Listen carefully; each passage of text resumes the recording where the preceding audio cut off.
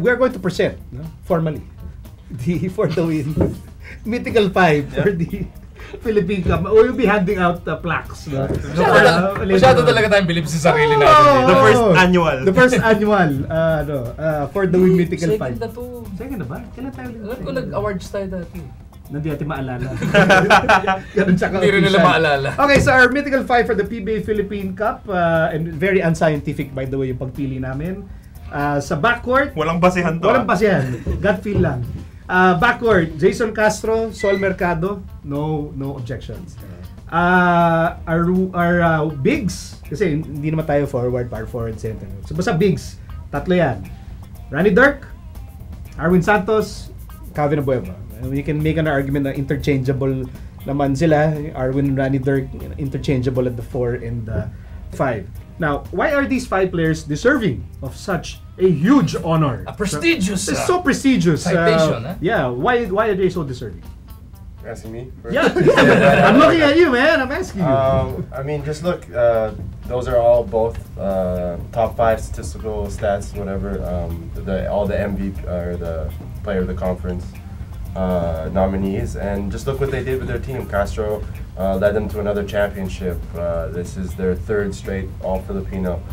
He's their point guard. Sol, he led the league in assists and points. Like, that's 2 of the top stats, and he led Morocco. Rena Dirk, same thing. Look at how he came into the front. Dirk Nowitzki, Rena Dirk. Deo Kapovitsky. And then Arwin and Abueva, they're just rebounding animals, and they have that energy and that tempo. And they look.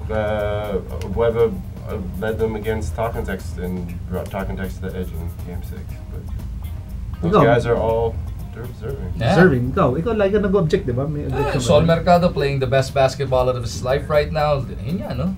Points and assists, ang hirap gawin, ano? Tira ka na ng tira, pasa ka pa ng pasa. Hindi pwedeng sabihing buwakaw. Jason Castro for being a complete basketball player this season. We've seen it coming. The last 3 years or so. The last 3 years, it's been coming along. Yung outside shot niya was really dependable this tournament at ang Philippine Cup. Calvin Abueva is Calvin Abueva. He just took the league by storm. Arwin Santos, a guy who always averages a double-double. No other 4. Can ever produce the same numbers. Buti wala si Kramer. Don't tell Kramer, ha?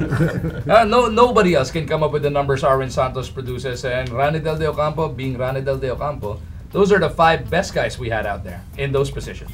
You have any problems with our Mythical team? No. Why not? No objection. Well, Sol, if the voting for the best player of the conference ended after the eliminations, he would have had my vote, but I don't have a ballot. But basta si Sol dapat kung if it ended after the eliminations. Okay. Abueva, he changed Alaska. I mean, there is the difference between Alaska is night and day with Abueva there. Arwin, even if the atmosphere in Petron wasn't the best, he still got his numbers. I mean, he was the only constant thing in that Petron team. And Castro and Ranidel, how could you debate it? I mean, the results are there. They're the 2 most statistically significant guys in a team that's the champion. That's so annoyingly balanced. Yep. It's just talking. Diba? Talking. The fact that they managed to crack it to the top 5. Bakit wala rain or shine player? Hindi consistent. 25 minutes a game lang yung maximum nila. Si Coach Sheng yung coach. Coach Sheng pa rin. Okay, do you have any problems? No, Castro deserves an award. Baka wala na naman siya sa all-star team, pero at least kasama siya sa 5. Head coach ka na, boto mo na. Best player of the conference, of course, no doubt.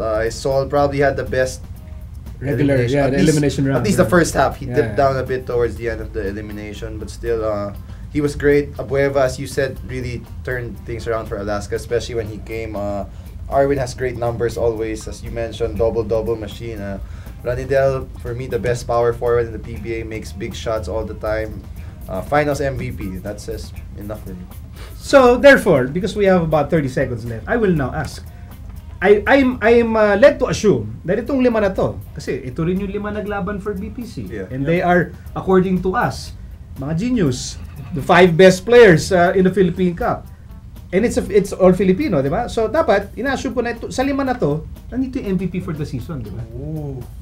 That guy should be here.